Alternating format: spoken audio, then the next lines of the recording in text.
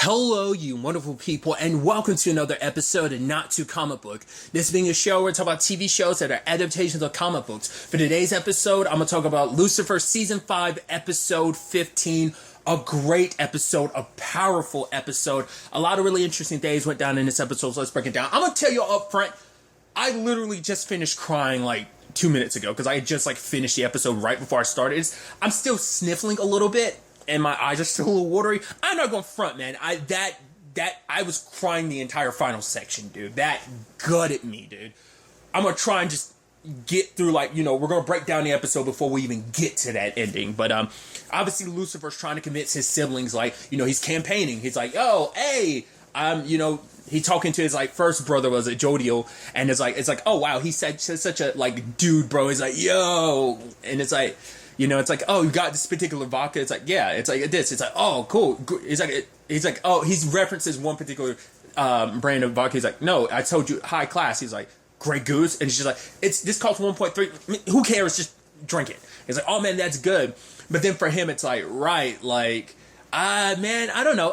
Michael's not that bad, and it's like, Michael was literally up in heaven whispering in Dad's ears, making him think he lost his powers when he hadn't. And he's like, yeah, Michael is kind of a dick. He's a massive dick, But because he was saying, Joey was kind of like, yeah, but, he's like, yeah, I made, I'm not that same person anymore. I made, I might have kind of rebelled, because I forgot how they got in a conversation, but he was like, oh, the whole leading an army and rebelling against Dad type of thing. He was like, okay, yes, I did that and everything, but despite all that, Jodiel was still kind of like, you really don't have my support in this, because it's like, really, Lucifer, you being God? He's like, yo, I know we've always been tight, and that's always a conversation I've always had, I brought up, I think, literally last episode, was what's his familial situation with, his, other siblings. Like I said, Azrael and Amenadel are the only one we know for sure he's tight with.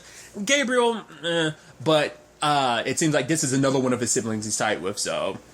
I do appreciate the other campaigning aspects of the episode. First and foremost, his sibling, Sarah, he's just trying to get her on his side, but for her it's like, nah, I don't know, for her, because it's for him it's he had talked to the psychic in this episode, and, which I love really quickly, I love her line of being like, yeah, I was busy meeting with a programming exec at Fox, and Lucifer was like, good luck with that, and I'm like, shots fired. Dude, wink, wink, nudge, nudge. I like that.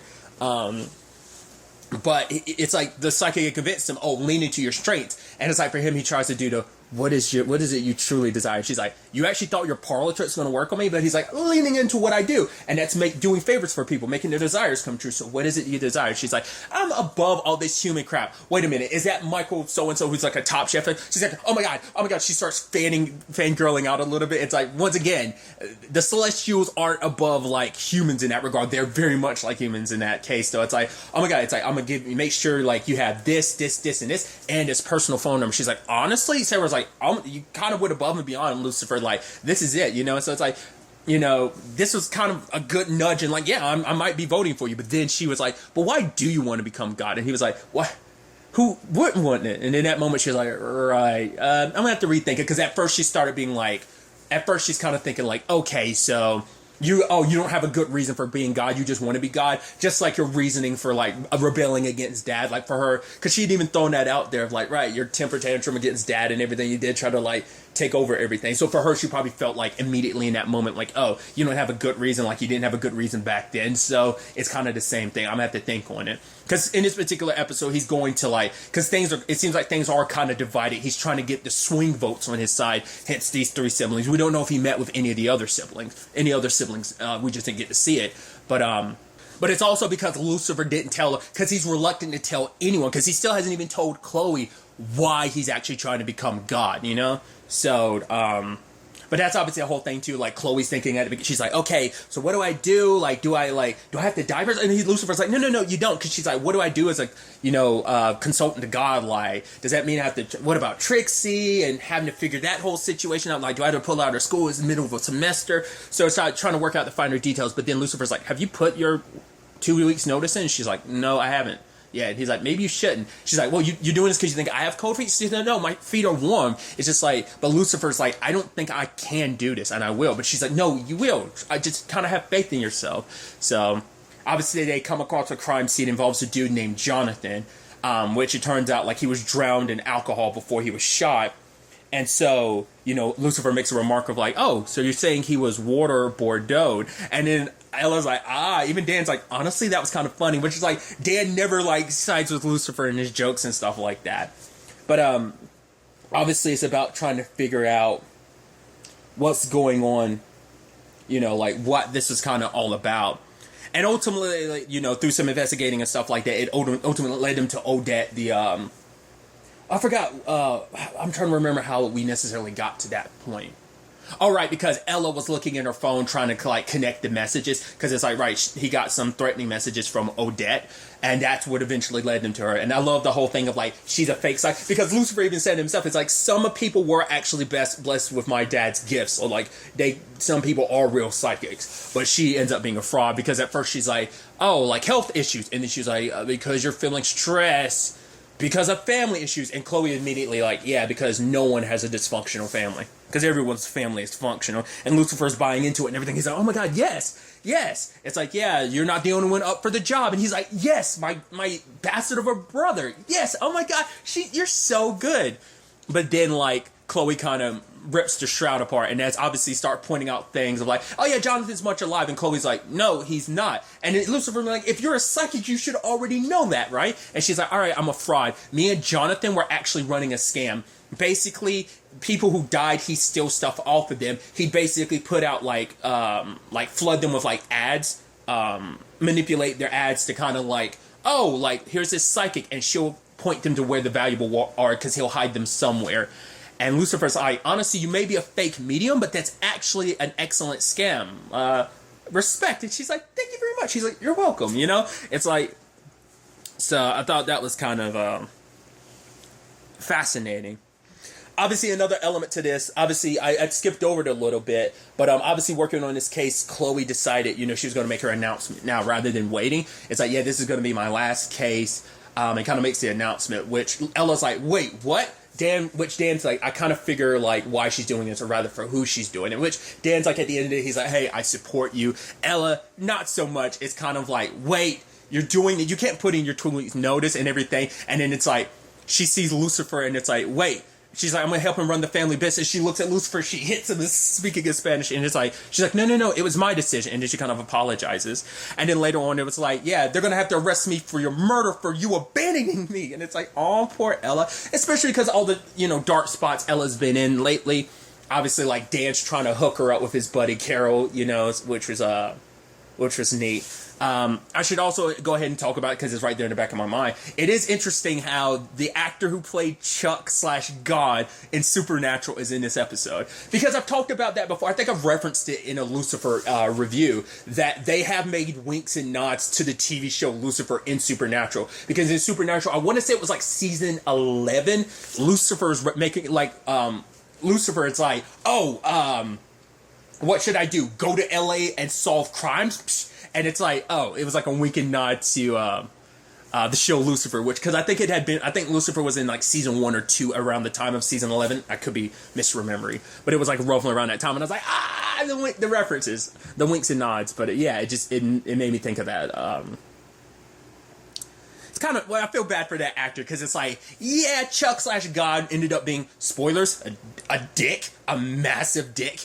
And in Supernatural, and it's like his character in this show is a massive D-bag as well, because obviously they're tracking down this dude TJ who's kind of a part of this, because TJ's the Fitz who Jonathan sold any stuff that he couldn't get families kind of sold back on. So he ends up, they end up running into TJ, but then TJ's like, stay away from me, I don't want to hurt you, and he super kicks Lucifer, and you're like, what the hell is that? Because at first I was like, could this be like a godly presence thing? Because remember, there was like, what was that, back in season 2, maybe 3, where there was that, it's Timothy, oh god, it's Lassiter from Psych, that actor, which also he has a connection to, obviously. I think it was also another thing of like, I'm trying to remember, yeah, that was like well after he was Kane in,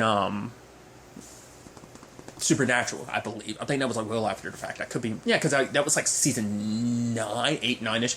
Regardless, he basically been possessed by one of God's objects and kind of took on the persona of God, even though he wasn't. So,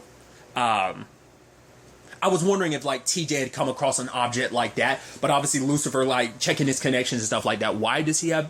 It's like that doesn't make any sense. Goes to Maze, and Maze is like, I haven't heard anything about any demons being up above ground, but to be fair, like, you know, that's something I'm gonna have to keep in check when like I'm Queen of Hell. Which obviously Linda's telling her like, you're just using this as an excuse because it's like, right, you have a soul, and maybe being Queen of Hell might not like feel as good as it used to. Like, you were a torturer, but that was before you grew a soul, so it might not feel the same. But also, it's you kind of trying to avoid things. It's like, you know, you've made a lot of connections in this world, and it's like you don't, you know, are you trying to like, you're going to run away from all of that? And you know, it's like she's saying like she needs to do this, and it's like, Linda, I get it. You're trying to get inside. You're trying to covertly get inside my head. She's like, no, I'm pretty overtly trying to get inside your head and telling you not to do this. So, but obviously Mazikeen's pushing Lucifer. It's like, nah, you need to make sure you get this God position, because obviously like your siblings are not siding with you in this. And so for Lucifer, it's like, right, I'm gonna do something I've never done before. And we hard cut to him talking to obviously the angel of righteousness. Was it Zadkiel? And it's like, yeah, I was wrong. Like the whole rebelling against Dad, it's like, yeah, just because, you know, I was angry, you know, but obviously being here on Earth, it's changed me, and I've been able to kind of, you know, I've grown and changed and dealt with my, well, daddy issues, you know. So, but the fact of the matter is, I can do so much good as God. So I think, you know, but obviously Ezekiel was like, honestly, loud, that was emotional. It was a very compelling speech, but he's like, the answer is no. It's always going to be no. And Lucifer's just kind of like, I should have known. And he's like, honestly, everything I said was right. But he's like, you know what? The truth in the matter is, for him, it's like, I'm going to tell you the truth. Something I haven't told anyone. The reason why I want to become God is because there's a woman I love, and I want to finally be worthy of her. A human woman. That's the reason why. My love for her is the reason why I'm doing all this. And even at this point, he's like, I don't even care anymore, with or without your support. Like, I'm going to try and do this just so I can be worthy of her. And as he's walking away, his brother was like, oh, the woman that God's gift to you, right? And he's like, her name is Chloe Decker. He didn't appreciate that. It's like, don't just trivialize her down to like being God. It's like, no, she's something and so much more than that, you know. And kind of walks away, and you see the look on his brother's face, like, because he never saw Lucifer. Because I think Lucifer has been very lackadaisical about a lot of stuff. Like, he's always cheeky, but it's like to see that side of Lucifer about like, right, like this means that much to you. This human means that much to you. Because I think for him, it's like, other than like you were just acting out of anger, but now it's like, I think it is a thing of him being like, wow, it's actually kind of a selfless, like, just because you have your issues and you don't see yourself as worthy of being worthy to Chloe, that you want to do all this. I think it gave him a different perspective on his brother, because like everyone knows Lucifer can be self-centered, so him doing this for someone else is kind of a change. His rebellion against God was for him. It was his own issues and stuff like that. Because I think even Sarah had said, like, she backed him. She was one of the people that backed him during the rebellion. And she's like, yeah, because of that, I was forever dealing with Dad's passive aggressiveness. So it's like, it does make you wonder who were the other siblings that backed him during that play. Obviously, Lucifer had talked about the fact that he's not going to miss the grunt work, but obviously for Chloe, she is, which even once again, he was still saying, like, you know, you don't have to, like, actually quit. Like, maybe, you know, maybe this isn't, especially because he's unsure if he'll actually win the election. But obviously, actually, after doing some investigating, it's like, right, we're going to run down some leads to other people that could be in danger. So Dan's like, no, I got this. Like, this is your last case. I'm going to let you guys focus on the investigation, the TJ side of things. I'm going to actually go handle this myself. And he goes investigate, and the poor woman is being held hostage. And as he's walking away, he knew that it was a situation, and he calls, and I'm like, oh, boy. Obviously, everyone shows up. And it's like everyone's worried, but Lucifer's like, no, Dan, he's capable. It's all going to be good. It's going to be okay, you know? And obviously they're trying not to think negatively. They're all trying to think positively about the whole situation. And obviously Dan ended up leaving them a clue, which pointed them in the direction of the guys that had taken him, which he's being tortured because they're trying to get information about TJ, but he won't give anything up. And in this moment, and you had Maze warning, and it's like, someone took Dan, is it these guys? I'll kill him. And it's like, yeah, you care so much about Dan, even though you make it seem like you don't. And I think that's so beautiful. I think she made it clear a couple episodes ago when she was like, I take a bullet, just not in the chest, you know? It's like she cares about Dan. She's just not very good at telling people like how she's really feeling. And so obviously everyone's worried, but it's like, all right, we're going to get this done. Aminadil obviously gets involved as well, because everyone's on high alert on trying to like get this done, especially for, you know, well, I'll get to it later, but and Maze was like, because obviously it's like, well, criminals know other criminals, so we're going to use our criminal connections. And Maze was like, which ones you want me to lean on, it, you know, call in the favors? And Lucifer was like, all of them. And that's like, once again, showing you how important Dan is to him, because yeah, he cracks jokes on Dan and everything, but like, yeah, legitimately, like Chloe had said previously, like, yeah, Dan's kind of your friend, like that little back and forth you have, and it's like they're in a better place now. Like they were in a good place, like in the beginning of the season, they were finding their ebb and flow, and they kind of found their ebb and flow now, you know. And then the entire time you work, you're like, all right, come on, everything be okay. Please let everything work out. And you're like, okay, come on. The moment Dan's escaping, you're like, okay, please. I was like, okay, good. And he gets shot. You're like, no. I was like, no. And then he gets shot multiple times. You're like, no. It's like, it can't be like this. Even the episode is called, it can't end like this. Like this can't be the end, I think, or something of that nature. I'm butchering it. But, like, obviously that was in reference of what Ella was saying, but also it has a double meaning in its regard. You're like, no. And because he got shot multiple times, I was like, no. I was like, oh, God. And I was like, is Chloe going to find him? And she does. And he's, like, hanging on. He's just like, Caleb, it's okay. He's like, just tell Trixie, like, I'm sorry I can't play, you know, that unicorn game with her. And because he was having that father moment with her earlier. I was like, no, this isn't fair. This isn't right. And he's dying in her arms. I was like, no, come on. I was like, come on, like a minute down, somebody come and like be able to save him or something. It's like, but the only thing that was kind of in my back of my mind, I'm like, at least he'll be reunited with Charlotte, maybe. And it's there. Like, I was like, please don't tell me he died there. But it's like, they're in the emergency room. Everyone's waiting. I'm like, oh, God. And the moment the nurse comes out, you're like, no. Oh, God. And just like, in that moment, everyone breaks. And then Trixie comes in. She's like, where's Dad? It's like, no, you go in there. You tell him that to wake up. And Maze is like crying. And she's like, no, Maze, it's okay. Dad's going to wake up. Lucifer, tell me you always tell the truth. You don't lie. So tell me that this isn't happening. And Lucifer's like, I can't. That entire scene, I was already crying. I was crying. Trixie broke me. I started bawling and sniffing like crazy. It's like, it's breaking my heart thinking I was like, this can't be.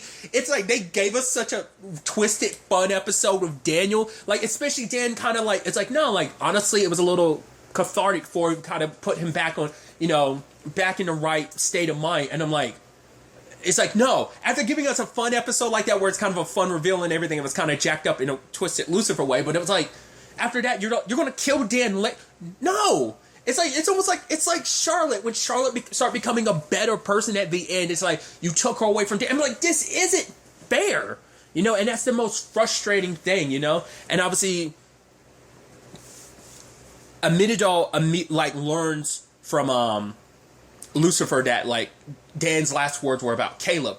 Caleb's the boy from season 4 that he was helping that sadly ended up dying. It's like, I laid my necklace on me. What? And it's like, yeah, but it's like, people have had it, like, apparently, like, so we find out, like, Jonathan most likely had the necklace. He took it. Because for him, it's like, it doesn't make any sense. My brother's doing his thing. There's someone around here with, like, superhuman strength, TJ. And then there's all these mercenaries looking for, he's like, I don't see all the connection. But then they start filling in the blanks. That basically, Jonathan had stolen the necklace from Caleb, you know, because that's what they do. And obviously, these mercenaries were hired by Michael to track it down. The reason for that is that basically there are different pieces to the flaming sword. There's Azrael's blade itself, and, you know, then there's the hilt itself, and then his brother's necklace, which binds it all together. It's like, basically, their power kind of gets, like, what they do comes to life the moment, like, the blade's here. But it's like, no, you threw the blade. And it's like, yeah, but who did I send? I sent our sister Gabriel over there, so she probably didn't come back empty-handed, meaning that their brother has Azrael's blade, meaning that that's why he's doing all this, because he's trying to put the flaming sword together. And it's like, the biggest issue is our brother is starting a war. Like, he isn't just trying to win being God. He's trying to win a war. And obviously he ends up bringing that up to Chloe. But Chloe's like, yeah, but now if you become God, you'll be able to change things. But for Lucifer, it's like, I didn't have much luck. Honestly, like, I didn't have much in the way of luck when it came to my first, like, battle for, like, war over heaven. And that didn't work well. So he doesn't see his chances now, especially considering, like, Michael's got a lot of support on his side and things aren't looking Lucifer's way. But then, like, and he's like, ironically, I told my brother, Zachiel, like, why I want to become God. And she's like, why is it? And for him, it's like, so I can be worthy of you. And for her, it's like, really? After everything, at the end of the day, you still don't know how I feel about you. And, she ends up kind of being pissed, like, what's up with that? She's like, maybe your brothers and sisters are right. You don't deserve to be God, if that's it. I think it's just because the thing is, like, you can't get rid of, like, a lot of, like, Lucifer has a lot of self-loathing. Like, once again, like, as someone I've talked about before, as someone who, like, I resonate with Lucifer in that regard, because I have bouts of self-loathing, and it's just a thing of, like, once again, how can you let someone love you when you can't even love yourself? Like, until he learns to love himself, which he can't, like, because he legitimately hates himself. Because once again, his dad says, like, right, you're devil face. You chose that because that's how you see yourself. That's been a conversation beforehand, So it's like he still hates himself. He doesn't love himself. And it's like he can't really open himself up. He doesn't believe he deserves love. It's more so like that's why he has to go so above and beyond, because for him it's like, Chloe's so amazing. She's so perfect. Like, for him, it's just like, it baffles him that, like, someone can actually love him. It's like, he is crazy about her, but it's just like, it's his own insecurities. Like, as someone who has his insecurities, who is self-deprecating, it's not the easiest thing to get over that hump, Especially his comes from a millennia of issues, And so, that just sucks, It's just, and now, like, Dan's funeral, you're like, ugh. Especially, like, because obviously, like, Ella runs into Carol. It's like, right, you're the one that Dan was trying to set me up with. It's like, yeah, that was Dan. He always looked out for me. And Ella's like, me too. Like, Dan looked out for everyone, And Ella was like, kind of walking away, but she was like, you know what? Just save me a seat. So it's like, right, last thing Dan was trying to do was set us up. It's like the very least I can do is help, and she goes to talk to Amenadal, because it's like, for Amenadal, I skipped over it, but they had their conversation about Amenadal wanting to be a police officer. It's like, I can do good, but like, Dan was kind of like, nah, I'm like, maybe there's something better fit, but he was like, I was hoping that at the very least you'd have my back on this, and he walks away, and he's like, I said some pretty harsh things. It's like, no, Dan told me, and it's like, but it's like, no, like, before the day he died, he put in a form for you to become a cop, and it's just like, Amenadal, he never got, he got a chance to say goodbye to his mom this time, but it's like, he also didn't, like, get a chance to make things right with Dan, but, and that speech, he was like, I came to the city an angry person, but Dan taught me how to be, a good friend, he was my best friend, and I'm gonna miss you, buddy. Like, he was, saying that he was a good man and a good father. He taught me how to be a good man and a good father, And and that's the thing you can never say about Dan. Like, he always tried his best to be better. And saying he's in a better place, even though he went to Lucifer. It's like, I went this heaven to see Dan. He's like, I know, swimming in a chocolate fountain or something. It's like, he wasn't there. It's like, what? It's like, that must mean he's in hell. And like, Lucifer's like, no, he was doing good. He was dealing with his guilt. He told me about it. It's like, Lucifer, guilt isn't something that you can just casually, like, get rid of. It's deep-seated like that. And it's just like, Lucifer's like, it's not fair. Like, why should Dan be in hell? Like, no, he did so much to be a good person. He doesn't deserve that. And obviously for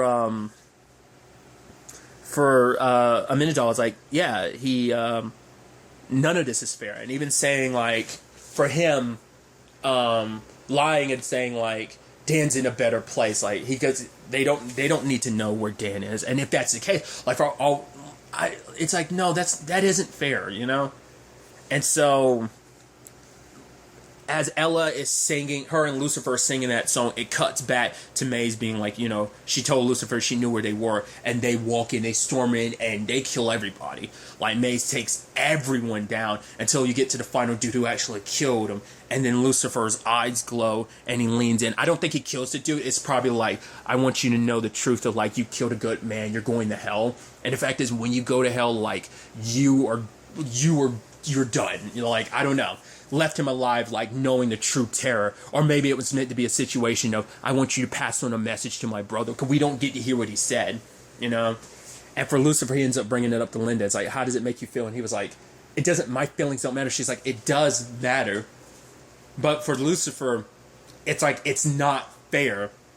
The way, like, for him, it makes him realize just how broken this system is. He's like, Dan was a good man. He doesn't deserve, he was about to say to be in hell, but he doesn't even want to bring it out. He's like, he doesn't deserve to be dead. Like, Trixie shouldn't have to, like, grow up without her father in her life. Like, this isn't right. And obviously Linda's saying it's all about just kind of accepting, like, it's just the way of the world. Because for him, it's like, he was saying that Linda's job shouldn't exist. He's like, there shouldn't be any pain. But she's like, it is. Like, it's just a part of life. But for Lucifer, it shouldn't be.